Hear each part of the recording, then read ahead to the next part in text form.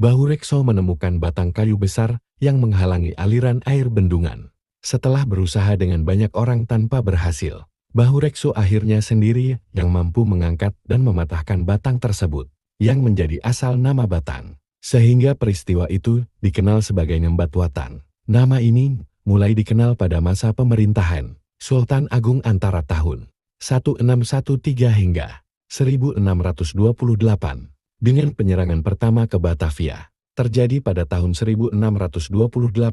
Sebelumnya, pada zaman Majapahit, Batang dikenal sebagai kota pelabuhan yang bernama Bataan, di mana Bata berarti batu dan An berarti satu atau pertama. Dalam catatan sejarah, nama Batang juga disebutkan dalam konteks perjalanan orang Tionghoa yang belajar agama Buddha di Sriwijaya, di mana Batang dikenal sebagai Batan, bersamaan dengan Pemalang-Pemalan dan tema Demak.